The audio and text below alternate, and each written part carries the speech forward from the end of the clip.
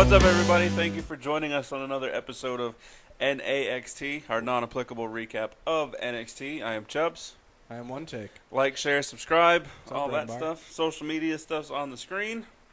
And we'll get right into this because it's going to be super short. There was two actual matches Super that happened. Peyton Royce defeated Sarah Logan. Surprising. Why, though? Sort of. And then Wolfgang and Pete Dunne defeated Trent Seven and Tyler Bate. There was supposed to be a third match to open the show with No Way Jose. I don't know. Was he supposed to fight Lars Sullivan? Yeah. Okay, but Lars Sullivan interrupted him just because he hates his song. Mid-conga line. Yeah. Jerk much? He's not a fan of No Way Jose. Neither am I. I will tag with you, Lars, if that's the case. And then he just kind of beat him up, and that was it. There was a Johnny Gargano interview, which was a Johnny Gargano interview. Yeah, I listened and paid attention, but I don't remember now. An Asuka interview that was actually shot after TakeOver. Which even more. Did not address the fact that she was injured in that interview. Nor look like it or act like it, Yeah. having the belt over that broken collarbone. So she does have a broken right collarbone, expected to be out 6 to 8 weeks. And is this 1,000% confirmed to be Yes. a real injury? Yes. I say it because I saw some stuff of afterwards where, like, she was just in her, business suit thingy. I mean, it could be a work in an effort for her just to relinquish the belt and then move on I'd without much rather having them do that than ever lose. Yeah, totally. But for whatever reason, she said on Twitter, like, the Terminator, she'll be back. Right. But it's rumored that she's going to go to Maine, Right. probably Raw, which makes no Unfortunately. sense. It's because of Vince. That's his main show he considers, and when he wants stars up on main roster, they go to his main show. I get it, but, I mean... She's needed on SmackDown. Yeah, the severely. SmackDown women's roster is... She could be the... I don't know how to say this without sounding mean, because I don't mean it that way. All right, so, like, Nia Jax is the Yeah, the hoss of the she could be women's the division. smaller Nia Jax. Yeah, because Tamina is just Tamina. yeah. Tamina. So there's that. Either way, so Peyton Royce defeating Sarah Logan. I really thought Peyton Royce would have fought Ruby Riott, given the events of They already prior did. They did that to... last week. Huh? That was Billie Kay. Oh, that's right. Yeah, and then Peyton Royce went and it's like, oh, well, you'll never be iconic and you're ugly. Yeah, that's and right. That's probably going to be leading into it. We'll probably see something with that coming this week. So why not set it up? Why not set it up then? Let Ruby interfere and have Sarah Logan get the win instead of eating 2 pins to Peyton Royce in the only matches she's had on NXT TV. She had another one too. I don't remember. Did it, she? though. Yeah, a 'Cause- while ago. Oh, yeah, that's right. She won that one. Yeah. But she's lost twice to Peyton Well, Royce. If it was against Billy, she probably would have won. But since it was Peyton, and she's kind of more liked, both of them are kind of liked by the fans. But I feel like Peyton is more and more over because she's better in the Sarah's a better wrestler than Peyton, ring. in my opinion. It's probably a subjective comment, but I'm gonna go with that. Just if you said Billy, I'd 100% agree with you. oh 'cause yeah, Billy's not that great of a Peyton's wrestler. better than Billy. But I've seen enough of Peyton matches where she did, like, I was impressed by them. She tripped on Sarah Logan, They called it a drop toe hold. They did not have a good in-ring chemistry together. No, Logan went for the drop down so Peyton could jump over her. She jumped too close to her. She tripped. Pretty sure she smashed her face off the ring. Oh, see, I thought they did that on purpose. I thought that was supposed to be that Sarah's was thing of complete they're, accident. They're all about their looks. So. Oh, that was a complete accident because they tried calling it a drop toe hold, and am I thinking of the right one? it wasn't at all. I don't know. Whatever. It was an okay match either way. It wasn't great. It wasn't bad. Yeah, I still would have liked them to have furthered Peyton Royce and Ruby Riott, but Bobby Roode interview after NXT TakeOver, which most people probably had already seen because it'd been up on all their social media. Yeah, and then Roderick Strong with a weird blowing of the kiss. Yeah, and then just walking away It was in a suit that looked like it didn't fit him right around the shoulders. A little big. Yeah, I think he stole Bobby Roode's suit. Hey, can I use your coat? So that's coming up. As we all know, Roode jumped ship to SmackDown, but he's going to finish off this feud, which... And he is going to be finishing off all the dates he was already scheduled for the NXT live events. Okay, that's cool. I like that. Yeah. And then They're going to be treating it as like a going away tour. And then this was basically a whole episode of recaps where they recapped NXT TakeOver. Yeah, they did recap every match, and then the Drew and Bobby one was basically the entire match, more or less. Yep. With some exclusive footage. So next week we finally get to see Adam Cole, baby. Way more excited than I should be. Oh yeah, as a grown ass man. I started to get excited when I started watching NXT from this last episode. But I was like, no, he's not going to be on there, which he should have been. There should have been an interview like they gave McIntyre and Rude, but whatever. Either way, I'm just recapping the stuff with Bobby Fish and Kyle O'Reilly, and then with Adam Cole and them, I still get the psyched up goosebumps.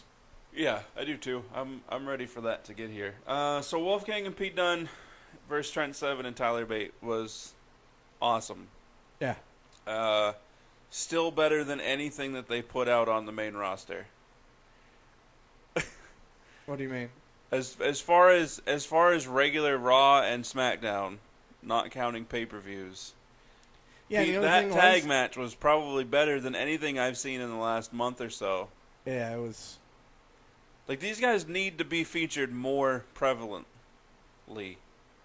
Yeah. Is that a word? You know what I was thinking that they should do? Because you and I we've been saying, where with all these adages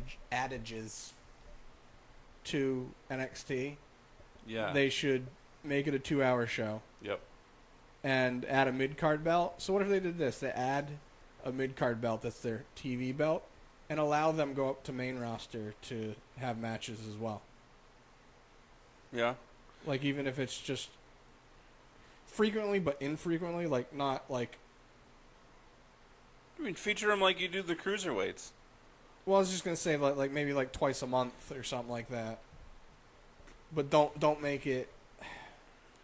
I know they have a hard time doing it because they want to sell tickets and whatnot, and if they think something's a hot commodity, they want to announce it. Yeah.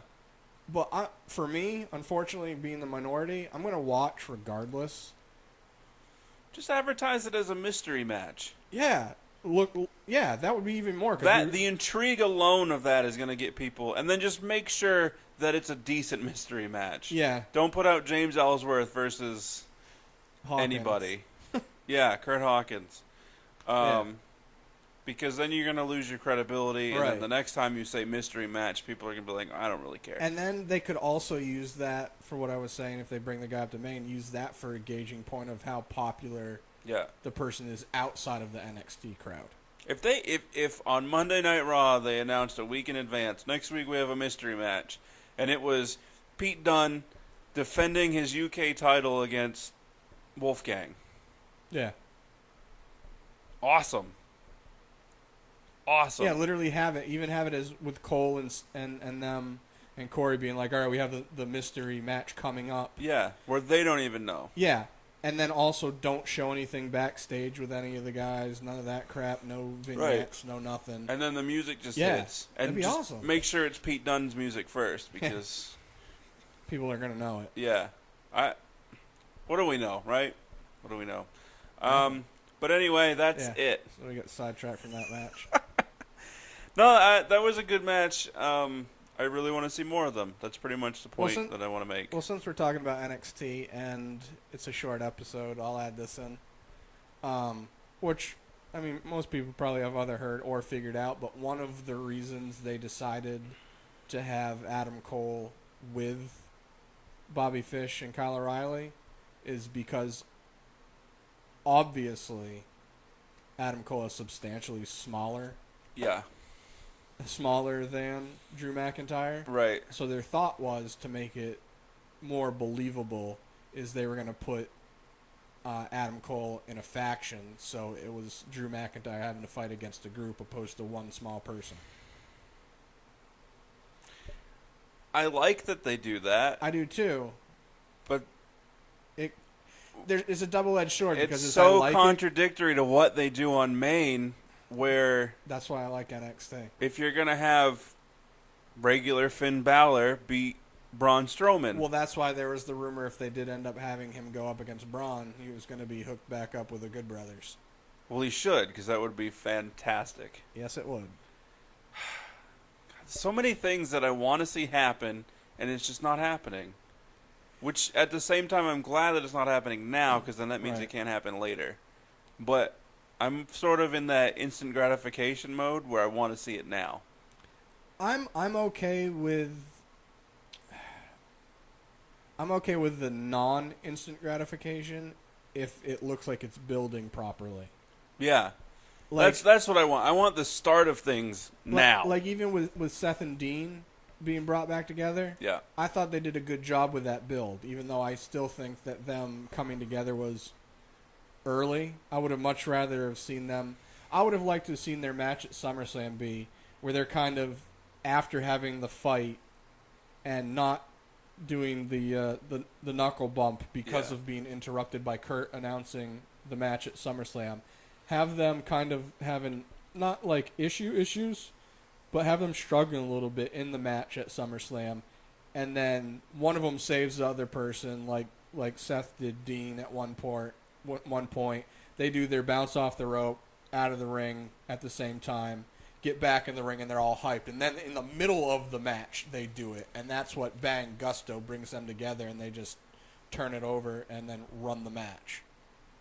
I would have much rather them did something like that, because then it would have been a full, like, euphoric, build up in the middle of the fight, opposed to after a kind of scuffle and a weird, like, no, you fist bump, no, I do, no, we're not going to, then, no, we are, no, we're not. What I mean? Yeah, this just popped into my head as we digress off of NXT. I just basically wanted to get it past 10 minutes. That's fine, but this just popped into my head. What if for the build-up of this mini Shield reunion, it was more of just... Also, I have more rumors for that for our Sunday episode, so check out our rumors episode. Cool. So what if for the build-up, it was more of... Like, what if Dean was constantly getting into fights with both Sheamus and Cesaro? Right, No Seth. right, Dean's getting into fights with them. He's getting jumped by them. He's getting beat up by them. right. And then Seth, eventually comes out and helps him a little bit towards the end. What if they even just had a little thing where Seth has like one interaction with Cesaro and Sheamus that rubs him the wrong way, so there you have an organic reason for him to have a beef Well, I with mean, him as well. he could just come in and be like, "I'm tired of seeing you guys taking people out all the time and teaming up, whatever." Then it's scheduled a handicap match for SummerSlam between Sheamus and Cesaro and Seth. And they jokingly are like, "We'll even put our tag team titles on the line against you." Right. And then just before the bell rings, Dean Ambrose music hits, and he comes down and he's got a microphone, and he's like, "I just got official word." He's got like a piece of paper. He's like, "I just got official." Hey, he's just got his phone again. I'm on the phone with Yeah, Kurt. official word from Kurt Angle that I'm now part of this match, and it's a tag team match. And then they win, and then they do the fist bump. Yeah, it's like I thought they did a really good job of building the whole reunion of the two of them. Yeah. I mean, as it's going on, you're like, that's kind of dumb, whatever. But when it's gone and you can look back at it, you go, okay, I get the full build of it and this and that. I just feel like they jumped the gun on the. Yeah. They could have literally made it more of a tease where they're all about we're going to show you something and take it away from you. That way, when it does happen, you're more like, oh my God, thank God. Yeah. And they literally missed the gun where, like I said, they could have just had Kurt Angle's music hit just before they bump and they pull back because it startled them. Yeah. And Kurt's like, you guys got the match at SummerSlam, and then they're just like, all right, cool. Or even also delay the fist bump past SummerSlam to that first Raw after SummerSlam where they go out and they just cut a promo, and then at the end of it, it's just, boom, fist bump. Because everybody was, if it hadn't happened to the point of SummerSlam, everybody would be waiting for it to happen at SummerSlam, and then to have it not happen, it would, like, give that much more oomph behind it. But whatever. Yeah, the only reason I said the way I did for them doing it, like, in the middle of the match is because then it would have been more of, like, a it would have made the match itself more meaningful. Yeah. It would have made the fist bump more meaningful, and it would have been a better, in my opinion, conclusion of them coming together. And that being the gusto that got them over to help them win the belt, opposed to like, well, they already did it. They're already on the same page. Oh, I do like that idea. That's a good one. But yeah, we get sidetracked. Wrestling. What do we know? Either way, 15 minutes, and that's 5 minutes of digression. Probably 7. Oh, all right. Well, anyway, like, share, subscribe, comment, what have you. All the Social good media stuff's on the screen, and check out our other episodes. Always. Sunday, Monday, Tuesday, Wednesday, Thursday, Saturday. Boom. Deuces. Double deuces.